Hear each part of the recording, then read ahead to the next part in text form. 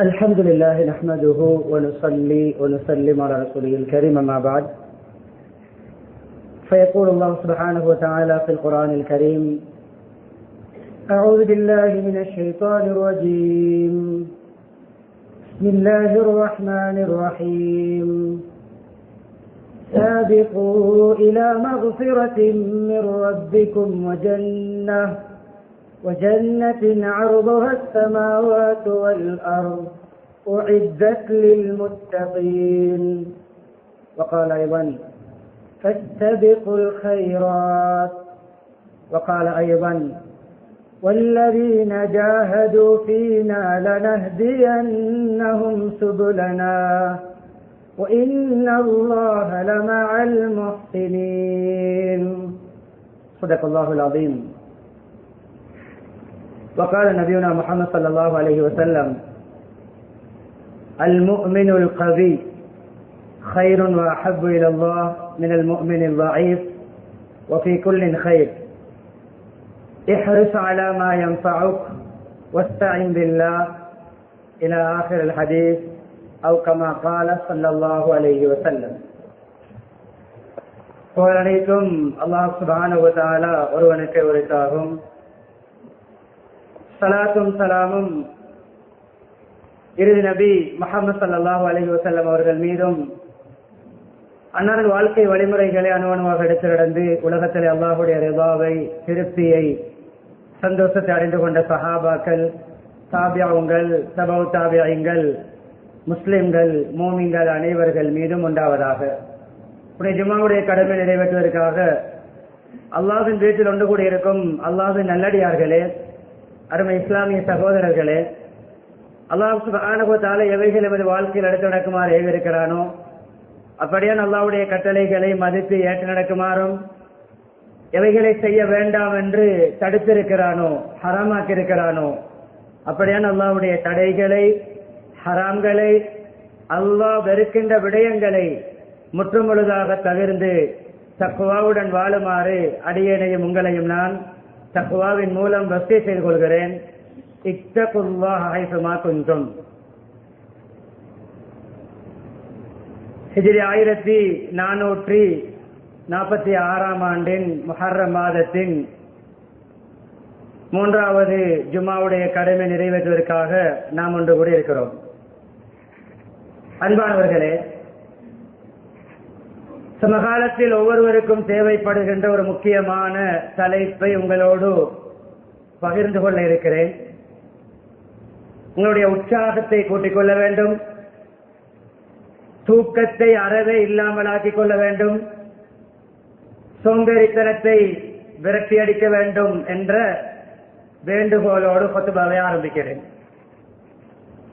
உங்களில் ஒருவர் தூங்குவதை நான் கண்டாலும் இந்த இடத்தில் நின்றால் உங்களுக்கு அது நடக்கும். நான் பேச வந்த தலைப்பு தடுமாற்றம் ஏற்படும். உங்களுடைய நெஞ்சுடைய கிபிலா காபத்துல்லா, கண்களுடைய கிபிலா ஹத்தீபுடைய முகம். இந்த 5 விடயங்களையும் ஞாபகப்படுத்தியவனாக தலைப்பை ஆரம்பிக்கிறேன். என் கண்களை என்னை நோக்கி பார்வையை செலுத்துமாறும் பணிவாக வேண்டிக் கொள்கிறேன்.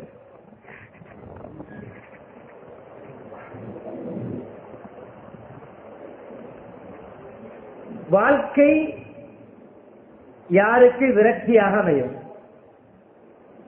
வாழ்வதை விட சாகுவது நல்லம் என்று யார் யோசிப்பார்கள்? வாழ்க்கை வெறுத்து போச்சு என்று யார் பேசுவார்கள்? தன்னையே வெறுத்து யார் வாழ்வார்கள்? உலகத்தில் வாழ்வதற்கு எனக்கென்றால் விருப்பமே இல்லை என்று மனம் வெறுத்து யார் வாழ்வார்கள் என்ற பல வினாக்களுக்கான விடையாக என்னுடைய தலைப்பு, பிரசங்கத்துடைய பிரதான தலைப்பு, தூர நோக்கும் உயர் லட்சியமும் இல்லாதவர்கள் இப்படி பேசுவார்கள். லட்சியவாதிகள் இப்படி பேச மாட்டார்கள். குறிக்கோள் இல்லாதவர்கள் தான் இப்படி பேசுவார்கள். எம்பிஷன் இல்லாதவர்கள், கோல் இல்லாதவர்கள், டார்கெட் இல்லாதவர்கள், ஏன் பிறந்தேன், எனக்கு எத்தனை வயது, இன்னும் எத்தனை வயது வாழப்போகிறேன் என்று தன்னுடைய வாழ்க்கையை முகாமைத்துவப்படுத்தாதவர்கள் தான் நாளாந்தம் தனக்குத்தானே பத்துவா செய்து கொள்வார்கள். யாருக்குத்தான் தேவையில்லை இந்த தலைப்பு? தூங்கலாமா? முடியாது. கசப்பாக இருந்தாலும் மன்னித்துக் கொள்ளுங்கள், என்னுடைய உரிமை. யாரும் தூங்க வேண்டாம். உயர் லட்சியம், தூர நோக்கு,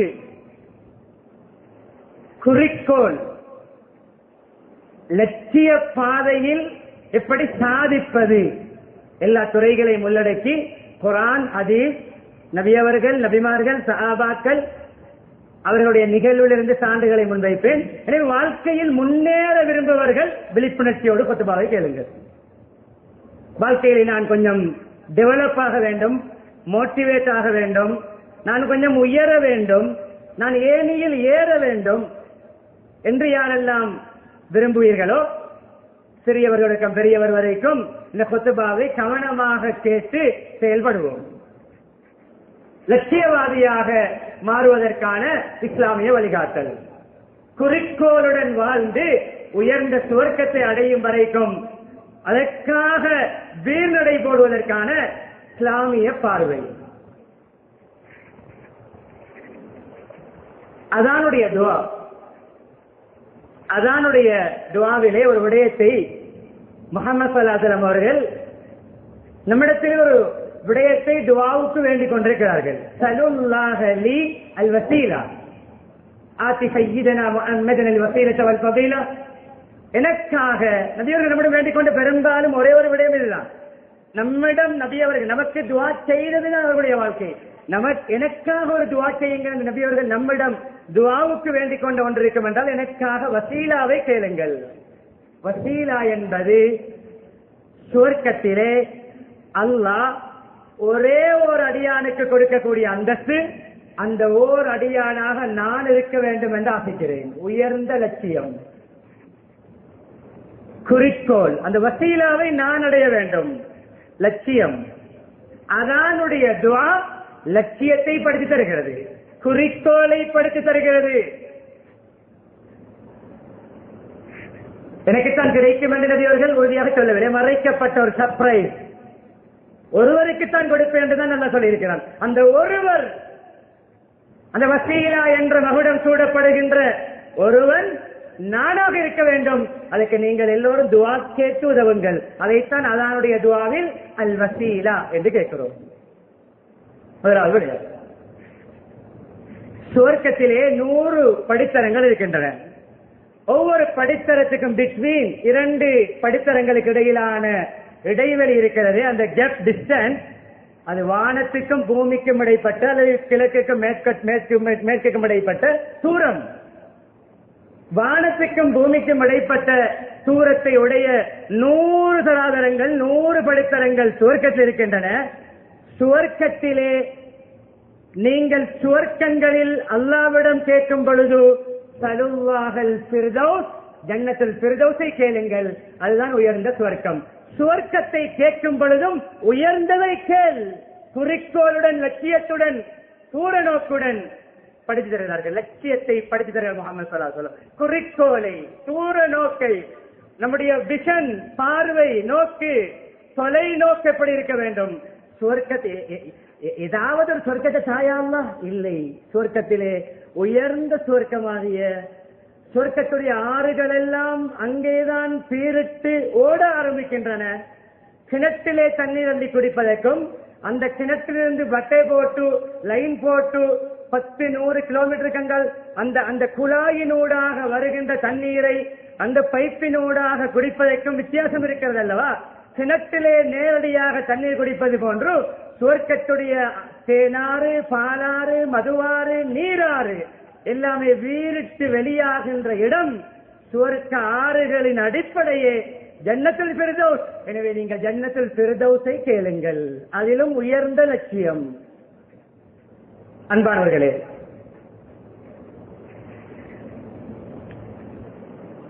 யூசுப் அலைஹிஸ்ஸலாம் கண்ட கனவு, கனவுகளை நனவாக்குவது எப்படி? அதற்கும் இந்த ஃபத்வாவில் பதில் இருக்கிறது. கனவுகளை நனவாக்குவோம். கண்ட கனவு என்ன?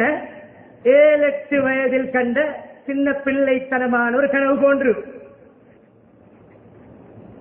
யா அபதி இன்னி ரஅய்து 11 கௌகபா வஷம்ஸ் வல் கமர் ரஅய்துஹும் லி சாஜிதீன்.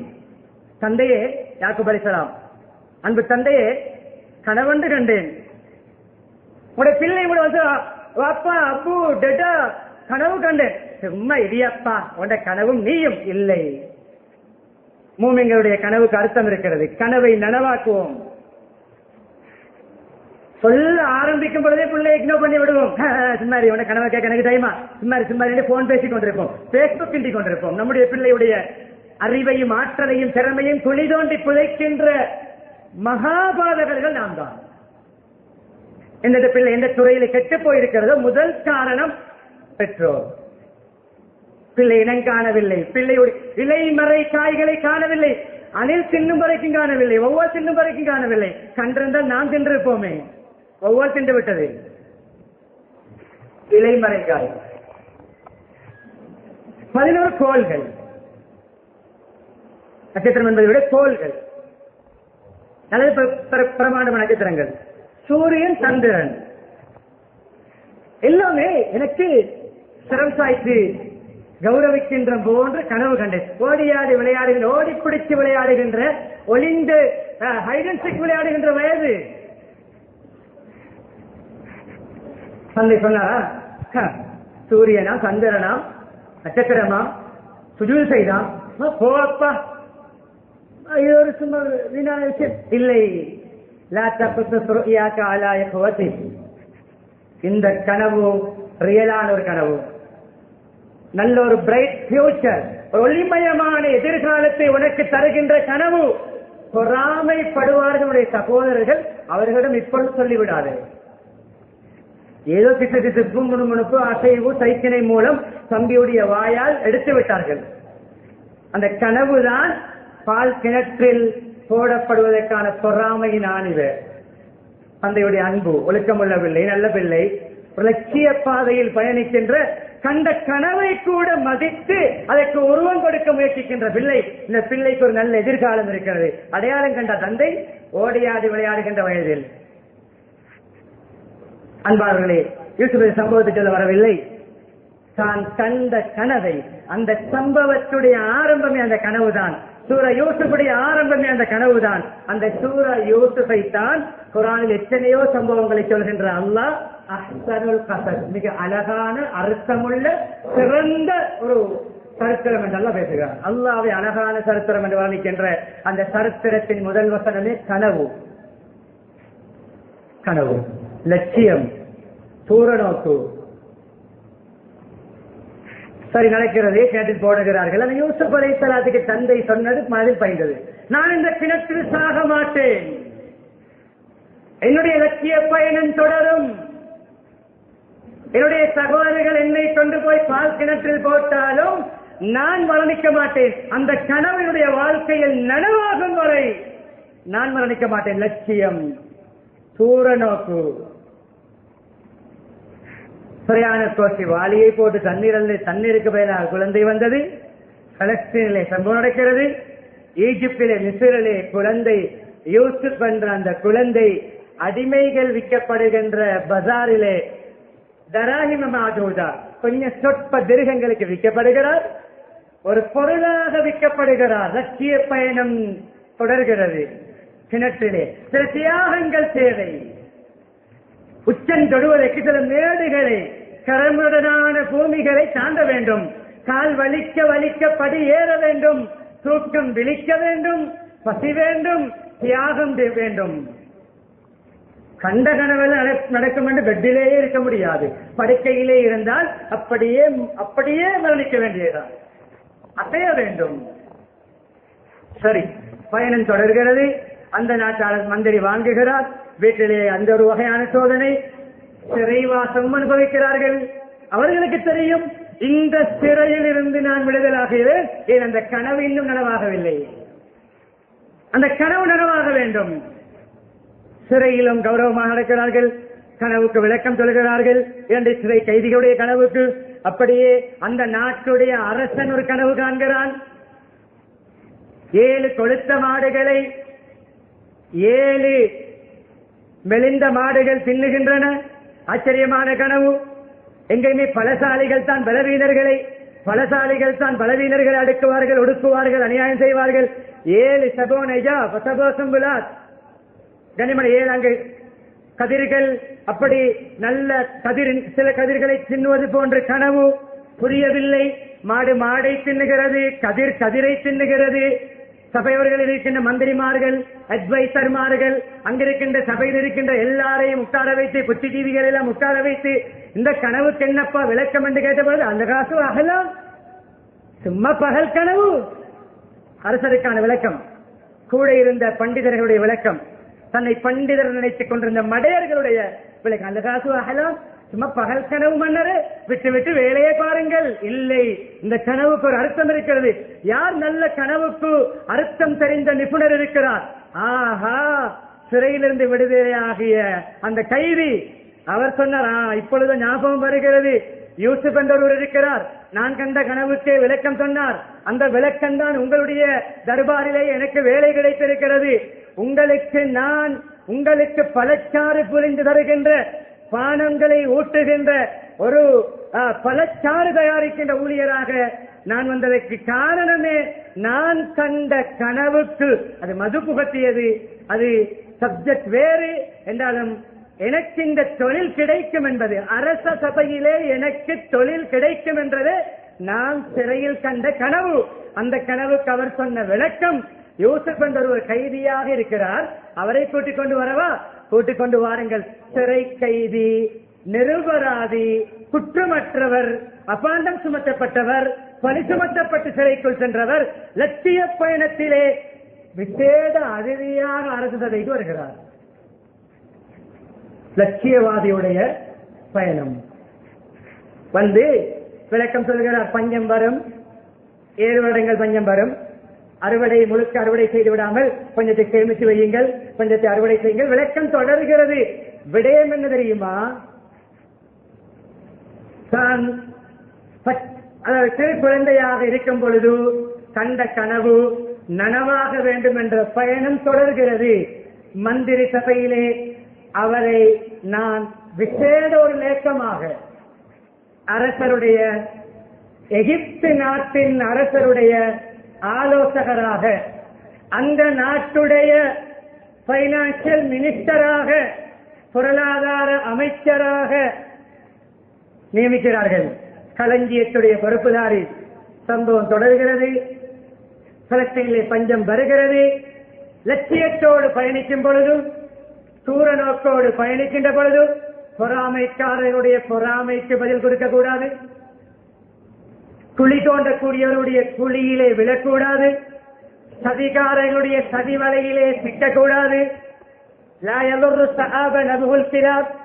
அரபியிலே ஒரு பழமொழி இருக்கிறது, நாய் குறைப்பதால் மேகத்துக்கு என்ன நஷ்டம்? பொறாமைக்காரர்கள் குறைப்பார்கள், குத்தி விட்டு கூத்து பார்ப்பார்கள், நமக்கு எதிராக மூட்டி விடுவார்கள், பெட்டிஷன் அடிப்பார்கள், நம்மை மானபங்கப்படுத்துவார்கள், நம்மை மானசீகமாக நோவிப்பார்கள், ஹிந்தடிப்பார்கள், நமக்கு எதிராக எழுதுவார்கள், நமக்கு எதிராக பேசுவார்கள், பேஸ்புக்கிலும் பேசுவார்கள், யூடியூபிலும் பேசுவார்கள், பேக் அக்கவுண்ட் திறந்து நம்மை பற்றி கழுவி வீசுவார்கள்.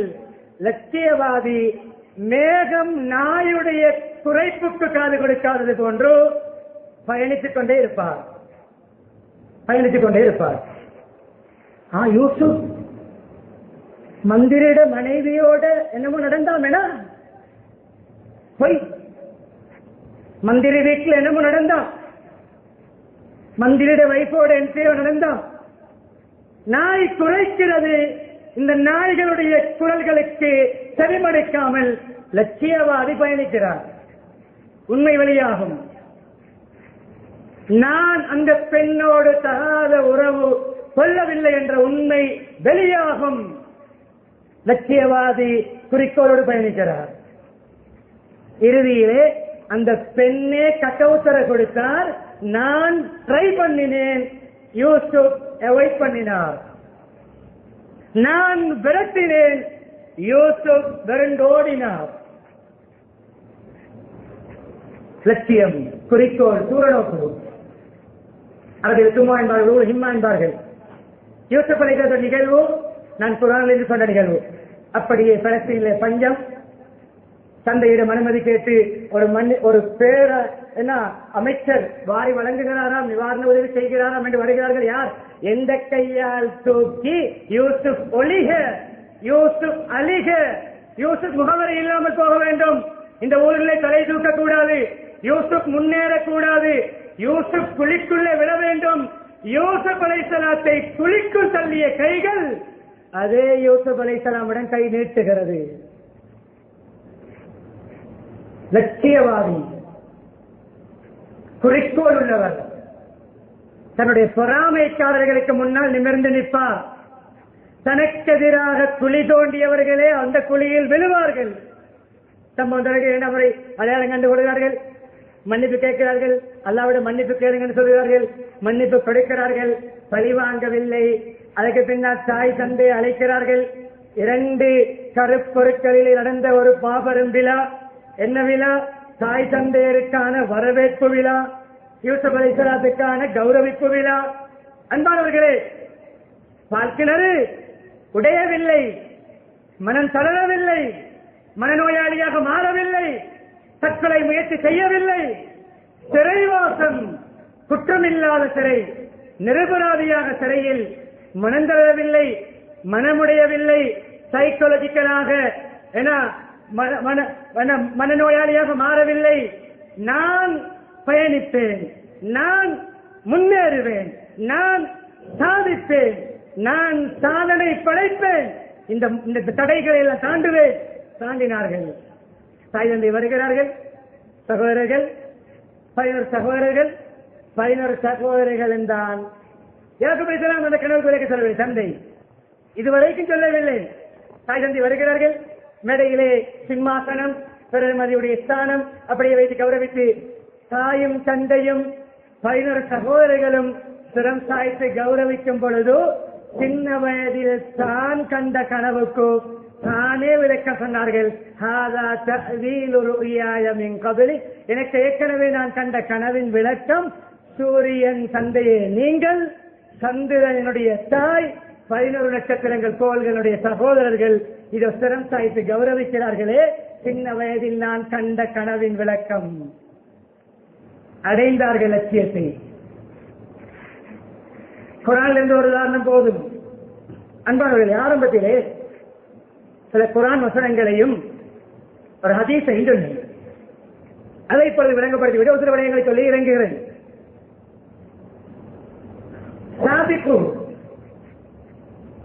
காம்படிஷன், போட்டி போடுங்கள். போட்டி போடுகின்றவர், போட்டியாளர், முசாபகா, போட்டி. ஏன் இந்த உதாரணத்தை அல்ல சொல்ல வேண்டும்? சுவர்க்கத்திலே சுவர்க்கத்தை அடைகின்ற போட்டியில் முந்துங்கள். அவரை விட ஒரு சுப்ஹானல்லாஹ் கூட சொல்லிவிட்டு நான் மூத்தாகுவேன், அவரை விட 1000 ரூபாய் கூட சதக்கா கொடுத்து விட்டு மூத்தாகுவேன், அவரை விட ஒரு 2 ரக்காத் நஃபில் தொழுகை மேலதிகமாக தொழுதுவிட்டு மூத்தாகுவேன், அவரை விட ஒருபடி மேலே சமூக பணி செய்துவிட்டு மூத்தாகுவேன். அவர் வீட்டில் மூத்தாகினாரா, நான் பள்ளியில் சுஜூதிலே மூத்தாகுவேன், நான் காபத்துல்லாவுக்கு பக்கத்திலே மூத்தாகுவேன், நான் மதீனா முனவராவிலே மூத்தாகுவேன். லட்சியம், குறிக்கோள், துஆ, 2 இணைய வேண்டும், முயற்சியும் இணைய வேண்டும், தியாகமும் இணைய வேண்டும். கனவு கண்டு கண்டு சாப்பிடுவது, தூங்குவது, தூங்கி சாப்பிட்டால் தூக்கம், எலும்பினால் பசி என்று வாழ்பவர் அல்ல. சில வேளை பசித்திருக்க வேண்டும். 2.5-3 மாதங்கள் தலைத்துறை கண்டோம். வீட்டுடைய நிலைமை 3வது மாதத்துடைய தலைப்புரை கண்டோம். வீட்டில் அடுப்பெரிப்பதற்கு எண்ணெய் இல்லாமல் ஈச்சம்பழத்தையும் தண்ணீரையும் 2.5 மாதங்கள் ஜீவனோபாயமாக உணவாக ஈச்சம்பழமும் தண்ணீரும், ஈச்சம்பழமும் தண்ணீரும் என்று 2 கரும்பொருட்களை திண்டு வாழ்க்கை நடத்தினோம். இந்த வீட்டு தலைவர் தான் சுவர்க்கத்து திறப்பு விழாவின் பிரதம அதிதி முஹம்மது ஸல்லல்லாஹு அலைஹி வஸல்லம். பசி, சாப்பிட ஒன்றுமில்லை, பட்டினி, லட்சியவாதி பயணிப்பார், அடைவார் இலக்கை. அடைந்தார்கள். நினைத்ததெல்லாம் கிடைக்கின்ற சுவர்க்கத்திற்குள் முதலாவது காலெடுத்து வைக்கின்ற அந்த மாமனிதர் 3 மாதங்களாக ஈச்சம்பலத்தோடும் தண்ணீரோடும் வாழ்க்கையை கழித்த வீட்டு தலைவர். அன்பானவர்களே, இடையில ஒரு இடைச்செருக குர்ஆன் ஆயத் ஹதீஸை விளங்கப்படுத்த முன்னால் உமரலியோட ஆச்சரியமான துஆவை கேட்ட ஒரு லட்சியம் வைத்தார்கள். என்ன லட்சியம்? அல்லாஹும்ம ர்ஸுக்னி ஷஹாதத்தன் ஃபீ ஸபீலிக் வஜஅல் மௌத்தி ஃபீ பலதி ரசூலிக். வெளியில பார்க்கின்ற பொழுது இம்பாசிபிள், அசாத்தியம். அசாத்தியம் என்ன தெரியுமா? உன்னுடைய பாதையில் உயிர் தியாகம் செய்கின்ற பாக்கியத்தை தான், அதே நேரம் என்னுடைய மௌத்தை இந்த மதீனா முனவ்வரா நபி அவர்களுடைய புனித ஊரிலே தான். மதீனாவுக்குள்ளும் மௌத்தாக வேண்டும், ஷஹீதாகவும் மௌத்தாக வேண்டும். ஷஹீத் என்றாலே வெளியாகி போக வேண்டும். இம்பாசிபிள். லட்சியவாதி லட்சியம் வைத்து துவா கேட்டு முயற்சிக்கின்ற பொழுது இம்பாசிபிளை வல்ல பாசிபிளாக மாற்றுவான். அசாதகமான பாதகமான நிலைமையும் சாதகமாக மாறும். என்ன நடந்தது? ஃபஜ்ர் தொழுகையிலே இமாமத் செய்கின்ற பொழுது மிஹராபுக்குள்ளே தாக்கப்படுகிறார்கள், குத்தப்படுகிறார்கள், வெட்டப்படுகிறார்கள். மிஹராபுக்குள்ளேயே ஷஹீதாகிறார்கள். முஹம்மது ஸல்லல்லாஹு அலைஹி வஸல்லம் அவர்களுக்கு பக்கத்தில் அடக்கவும் பட்டார்கள். அவர்களுடைய இடமல்ல, லட்சியம். அபூபக்கர் நபியுடைய வலது கை போன்று ரலியல்லாஹு அன்ஹு, உமர் ரலியல்லாஹு இடது கை போன்று பல தடவை தீனுடைய விடயங்களிலே அமல்களே போட்டி போட்டு முந்த கிடைக்கவில்லை. லட்சியத்தோடு பயணித்தார்கள். நான் அபூபக்கரை முந்த கிடைக்கவில்லை. அல்லாஹ் கொடுத்த பாக்கியம். எதிலே போட்டி போட்டாலும் முந்த கிடைக்கவில்லை. அல்லாஹ்வுடைய பாதை செலவழியுங்கள். அபூபக்கர் எவ்வளவு கொண்டு வந்தீர்கள், உமர் எவ்வளவு கொண்டு வந்தீர்கள். இன்னைக்கு நல்ல சந்தர்ப்பம். அபூபக்கரை விட கூட செலவழிக்க வேண்டும். சம்பாதிப்பதிலே போட்டி லட்சியவாதி அல்ல, செலவழிப்பதில். அவர் 100 குடும்பத்துக்கு செலவழித்தால் நான் 500 குடும்பத்துக்கு செலவழிப்பேன். அவர் 10 அனாதைகளை பொறுப்பெடுத்தால் நான் 20 அனாதைகளை பொறுப்பெடுப்பேன். அவர் 5 வறிய மாணவர்களுக்கு கல்வி ஊட்டினால் நான் 10 மாணவர்களை பொறுப்பெடுப்பேன். அவர் 10 குடும்பத்துக்கு செலவழித்தால் நான் 20 குடும்பத்துக்கு செலவழிப்பேன். அவர் ஊருக்குள் மட்டும் செய்தால் நான் ஊருக்குள்ளும் செய்வேன், நாடளாவிய ரீதியாகவும் செய்வேன், சர்வதேச மட்டத்தில் சமூக பணி செய்வேன். லட்சியம், தூர நோக்கு, குறிக்கோள். அபூபக்கரை முந்தைய கிடைக்கவில்லை. இன்னைக்கு நல்ல சந்தர்ப்பம். வீட்டில் இருக்கின்ற 50%, 50% பொருட்கள் அல்லாஹ்வுடைய பாதையில் கொண்டு வந்து கொட்ட வேண்டும். அபூபக்கரை விட முந்த வேண்டும். கொட்டினார்கள் அரைவாசியை, எக்கனாமியில் அரைவாசி. உமர் எவ்வளவு குழந்தைங்க? யார சொல்லல, பெருமைக்கல்ல, அல்லாவிடம் அந்த சடைய அல்லாவுடைய பாராட்டை பெற 50% பொருளாதாரத்தில் 50%. அபூபக்கர் என்ன குழந்தைங்க? 100%. 100க்கு 100 முழு பொருளை கொண்டு வந்து விட்டேன். அப்பொழுதுதான் சொன்னார்களாம், அபூபக்கரோடு எனக்கென்றால் அமலில் முந்த முடியாது. அவர் ஹிஜ்ரத்தில் ஒரு இரவு நபியோடு தரித்த இரவுக்கு என்னுடைய வாழ்க்கையிலே செய்த அமல் ஈடாகாது என்றாலும் பயணத்தை விடவில்லை, நிராசையாகவில்லை. அபூபக்கர் வஃபாத், நபியோட பக்கத்தில் அழைக்கப்பட்டிருக்கிறார்கள். அடுத்த இடம் ஆயிஷா எல்லாருக்குரிய இடம், அபூபக்கருடைய மகள் நபியுடைய மனைவிக்குரிய இடம். குறிக்கோள், டார்கெட், லட்சியம். உயிரோடும் நபியோர்களுக்கு பக்கத்தில் சுட்டித் தெரிந்தது போன்று என்னுடைய கபரும் நபியோர்களுக்கு பக்கத்தில் அமைய வேண்டும். ஒரு ட்ரை ஒன்று பண்ணி பார்ப்போம். என்ன ட்ரை? ஆயிஷா அம்மையாரிடம் ஒரு ரிக்வெஸ்ட் வைப்போம். அவருக்குரிய அந்த கபரின் இடத்தை எனக்கு தருமாறு கேட்டார்கள். ஆயிஷா தாராளமாக உமருக்கு அந்த இடத்தில் அடங்க அனுமதி உண்டு. ஹயாத்தோடு இருக்கும் பொழுது சக்கராத் ஹாலிலே சொன்னார்கள், மகனே, பிள்ளைகளிடம் ஹயாத்தோடு கேட்டேன், அமீருல் முஃமினீனாக கேட்டேன், கலீஃபாவாக கேட்டேன், அனுமதி தந்தார்கள். என்னுடைய ஜனாசா ரூஹ் பிரிந்த பிறகு ஜனாசாவை வைத்துக் கொண்டு கேட்க வேண்டும், அனுமதி கிடைத்தால் அடக்க வேண்டும் கேட்டார்கள். ஏற்கனவே இருந்த அனுமதி கண்டினியூவாகிறது, அடக்கலாம். இலக்கை அடைகிறார்கள். அபூபக்கர் நபி அவர்களுக்கு பக்கத்தில் அடங்க பெற முடியும் என்றால் நானும் அந்த லட்சியத்தை அடையலாம். அடைந்தார்கள். 4வது நபர் யார்? ஈசா அலைஹிஸ்ஸலாத்துக்கான இடம் ஒதுக்கப்பட்டிருக்கிறது. முடிக்க நினைக்கிறேன். லட்சியம், குறிக்கோள், தூர நோக்கி, சோடா போத்தல் போன்ற சமூகமாக இருக்கக்கூடாது. உடனடியாக கேஸ் வெளியாகி அப்படியே அமர்ந்தவுடன் சோடாவுக்கும் பச்சை தண்ணீருக்கும் வித்தியாசம் இல்லாத ஒரு சமூகமாக வாழ்வதுதான் குட்ட குட்ட குனிந்து கொண்டே இருக்கிறோம், பயந்து கொண்டு வாழ்கிறோம், கோழைகளாக வாழ்கிறோம். நான் ஒரு முஸ்லிம் என்று காட்ட பயப்படுகிறோம், இஸ்லாமிய அடையாளங்களை அழித்துக் கொள்கிறோம். ஐடியிலே பேர் மாற்றிய நயவஞ்சகர்களும் நமது நாட்டு முஸ்லிம் சமூகத்தில் இருக்கிறார்கள். அந்த ஒரு சோதனைக்காக தஜ்ஜாலை கண்டால் இவர்கள் கும்பிட மாட்டார்கள் என்பதற்கு என்ன நிச்சயம்? லட்சியம் இல்லாதவர்கள் தான் மண்டியிடுவார்கள். குறிக்கோள் இல்லாதவன் தான் கோழையாக இருப்பான், தூர நோக்கு இல்லாதவன் தான் பயந்தாங்கோலியாக இருப்பான் என்பதை உங்களுடைய மனதில் ஆணித்தரமாக பதிகிறேன்.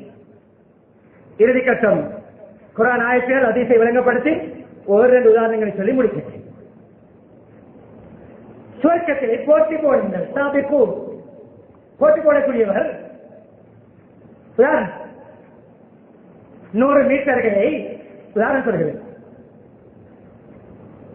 ஒரு நிமிடத்தில் கடக்க நினைப்பவர் 100 மீட்டர் ஓட்ட போட்டியில் உதாரணம் தான்.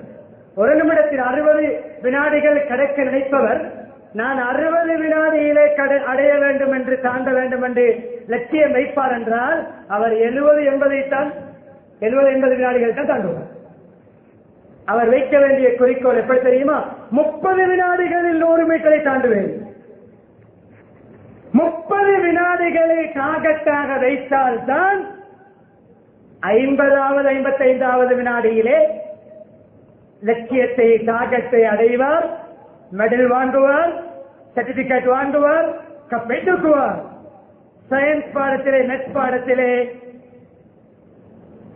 எடுக்க டார்கெட் வைத்தால் ஏழும் டாப் லெவல் +95 +99 100 எடுக்க டார்கெட் வைத்தால் அவர் 70-80 நிற்பார். 10 தடவைகளுடைய பேப்பரை பார்த்தாலும் புத்தகத்திலே அச்சுப்பிழை இருந்தாலும் என்னுடைய பதில் பேப்பரிலே அந்த பிழை இருக்காது என்று 200 மார்க்ஸுடைய டார்கெட்டை வைத்தால் தான் 90-95 வந்து நிற்பார்.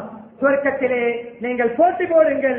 வானம் பூமி அளவு விசாலமான சுவர்க்கம் தக்குவதாரிகளுக்கு ஏற்பாடு செய்யப்பட்டிருக்கிறது. ஒரு சுவர்க்கத்திலும் நீங்கள் உங்களுடைய சுவர்க்கத்தை முயற்சித்து அடைந்து கொள்ளுங்கள், உயர்ந்த இடத்தை அடைந்து கொள்ளுங்கள் என்பது சுவர்க்கத்திலும் லட்சியத்தோடு செயல்படுங்கள் என்று குர்ஆன் சொல்கிறது. பல ஆயத்தில் இருக்கின்றன, ஒன்றை சொன்னீர்கள். அடுத்த ஆயத்துக்குள் ஹைரா, நற்காரியங்களிலே போட்டி போடுங்கள். எல்லா விடயங்களும் நல்ல காரியங்கள் நமக்கு நன்மை சேர்க்கின்ற சொர்க்கம் வரை கொண்டு செல்கின்ற எல்லா விடயங்களிலும் போட்டி போடுங்கள். அவரை விட கூட சொல்ல வேண்டும், குர்ஆன் ஓத வேண்டும், திக்ர் செய்ய வேண்டும், அவரை விட கூட நான் சமூக பணி செய்ய வேண்டும், அவரை விட கூட சம்பாதிக்க வேண்டும், பணக்கார தேர்ப்பதற்கல்ல, அவரை விட கூட ஜக்காத்து கொடுக்க வேண்டும், சதக்கா கொடுக்க வேண்டும், அவரை விட நான் மாற்றடிக்க வேண்டும், அவனை மட்டம் தட்டி நான் அறிவாளி என்று பெயர்ப்பதற்கல்ல, என்னுடைய அறிவினூடாக சர்வதேச மட்டத்தில் என்னுடைய மார்க்கத்தை மேம்படுத்த நான் படிக்கிறேன். படிப்பில், தொழிலில், வருமானத்தில் இன்று 30,000 சம்பளம் வாங்குகிறேன்.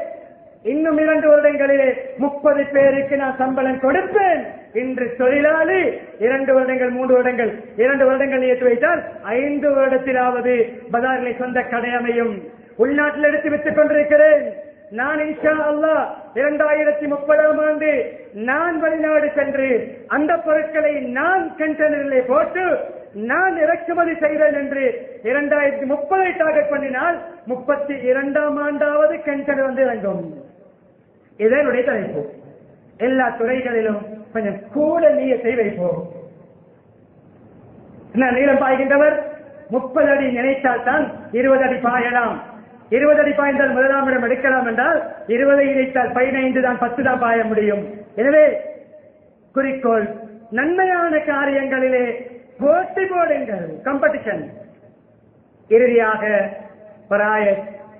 கனவு கண்டு கண்டு படுக்கையிலே படிக்காமல் அசைய வேண்டும், வியர்ப்பை போட வேண்டும், சில கட்டங்களில் இரத்தம் சிந்த வேண்டும், சில கட்டங்களிலே பசையினால் மயங்கி விழ வேண்டும். 5374 ஹதீசுகளை சமூகத்திலே ஹதீஸ் துறையிலே வல்லுனர் முஹத்திஸீன்களின் தலைவர் எந்த ஹதீஸ் கிதாபை எடுத்தாலும் அன் அபீ ஹுரைரா ரலியல்லாஹு அன்ஹு என்ற பெயர் இல்லாத ஒரு ஹதீஸ் கிரந்தத்தை எடுப்பது அது அசாத்தியம். அப்படிப்பட்ட அந்தஸ்தை 5374 ஹதீஸ்களை மனனமிட்ட அந்த சாதனையாளர், அந்த மனன சக்தியிலே உச்சம் தொட்ட சிகரம் தொட்டவர் அதே மதரசாவிலே, அதே மஸ்ஜித் நபவியிலே பசியால் மயங்கியும் விழுந்தார். பசியால் மயங்கியும் விழுந்தார். லட்சிய பயணத்தில் மயக்கமும் வரும், காயமும் வரும், பசியும் வரும், விழிக்கவும் வேண்டும், உடம்பும் வலிக்கும், பல இழப்புகள் வரும், பல நையாண்டிகளை கேட்க தேவைப்படும், பல கேவலமான அபாண்டங்களை கேட்க தேவைப்படும், பல சதிகாரர்களுடைய சதிகளுக்கு முகம் கொடுக்க தேவைப்படும், பல சவால்களை முறியடிக்க தேவைப்படும். எனவே அமல்களிலே போட்டி போடுங்கள். வல்லதீன ஜாஹது ஃபீனா லனஹ்தியன்னஹும் சுபுலனா. இறுதியாக நான் ஓதுகின்ற ஆயத், ஓதிய ஆயத், எங்களுடைய வழிகளில், நாம் காட்டிய பாதைகளில், நாம் கொடுத்த அவர்களுக்கு வழங்கிய துறைகளில், அவர்களுடைய யூனிட்களில், அவர்களுடைய டிபார்ட்மெண்ட்களில், அவர்களுடைய சோர்ஸ்களில், அவர்களுடைய ஃபீல்டுகளில், நாங்கள் அனுமதித்த துறைகளிலே யார் எஃபர்ட்டோடு, தியாகத்தோடு, தியாக மனப்பான்மையோடு முயற்சி செய்வார்களோ அவர்களுக்கான பல வழிகளை திறந்து கொடுப்போம். அவர்களை சக்சஸ்ஃபுல் ஆக்குவோம், கரை சேர வைப்போம். முன்னாள் கடல், 3 திசைகளிலும் ஃபிரௌன் ஆயுதபாணியாக, ஆஷூரா தினத்திலே அளிக்கப்பட்ட சண்டாளன், அநியாயக்காரன், அராஜகன், அதிலும் ஒரு லட்சிய பயணம் நமக்கு பாடம் இருக்கிறது. முன்னாள் கடல்ல முதரக்கூன் நாங்க மாட்டி, நாங்க லொக்காயிட்டோம். எங்களுக்கு எல்லாருக்கும் நீச்சலும் தெரியா, அவ்வளவு தூரம் கடல் தாண்டிடுமா நீச்சல்ல எங்களுக்கு, நாங்க முடிஞ்சு, நாங்க அழிஞ்சு, இதுக்கப்புறம் எங்களோட நாட்டில் எங்களுக்கு நீ வாழ ஏலோ என்று யார் சிந்திப்பார்? கோலை சிந்திப்பார், லட்சியம் இல்லாதவர் சிந்திப்பார், குறிக்கோள் இல்லாதவர் சிந்திப்பார், சோடா போட்டரிலே கேஸ் இறங்கியவர் சிந்திப்பார். மூசா அலைஹிஸ்ஸலாம் சொன்னார்கள், இல்லை கல்லா நெவர், அப்ப நடக்காது, நடக்காது. இன்னம ரப்பி சயஹ்தி, என்னுடைய ரப் இருக்கிறான், எனக்கு வழி காட்டுவார். கடலை பிளந்தான், வழி அமைத்தான், கரை சேர்ந்தார்கள், ஃபிரௌன் அழிந்தான். ஆயத் முடிந்து விட்டது. ஹதீஸ் 2 ஹதீஸ், ஒன்றை சொன்னேன், இன்னும் ஒன்றை விளங்கப்படுத்தி முடிக்கிறேன். நீண்ட தலைப்பு, பேசிக்கொண்டே போகலாம், பேசிக்கொண்டே போகலாம். ஒவ்வொரு துறையில் உள்ளவர்களுக்கும் லட்சிய பயணத்தை எப்படி மேற்கொள்ள வேண்டும், கனவுகளை எப்படி நனவாக்குவது என்ற தலைப்பிலே எல்லா துறையில் உள்ளவர்களுக்கும் பேசுகின்ற இடம் அல்ல, இறங்கி இருக்க வேண்டும். இறங்க நெருங்குகிறேன். முஃமினுல் கவி, தைரியசாலி, மன தைரியம் உள்ளவர், திடகாத்திரம் உள்ளவர், ஸ்ட்ராங்கான மூமின், சிறந்தவர், அல்லாஹ்வுக்கு மிக ஃபேவரட்டானவர், அல்லாஹ்வுக்கு பிடித்தமானவர். பலகீனமான மூமினை விட எல்லாரும் நலவிருக்கிறது, இவருக்கு ஈமான் இருக்கிறது, பலகீனம் கொஞ்சம் இருந்தாலும் ஈமான் இருக்கிறது, நலவிருக்கிறது என்றால் இவரை விட அவர் பெற்றார். எதற்கு முகம் கொடுக்கின்ற சவால்களை முறியடிக்கின்ற தைரியம், முதுகெலும்பை நிமித்தி வாழ்கின்ற மூமின், நெஞ்சை நிமித்தி வாழ்கின்ற மூமின், நான் ஒரு முஸ்லிம் என்று பெருமையோடு சமூகத்திலே காட்டுகின்ற மூமின், சிறந்தவன்.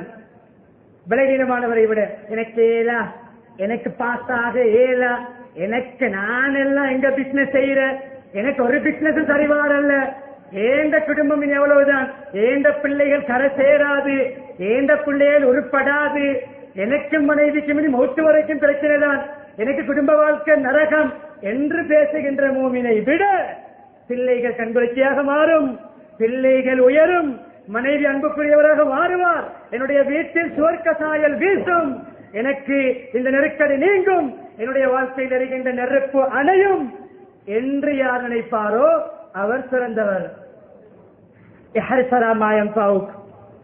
உங்களுடைய ஆசைகள், அபிலாசைகள், தூர இலக்குகள், குறிக்கோள்களை நீங்கள் வையுங்கள்.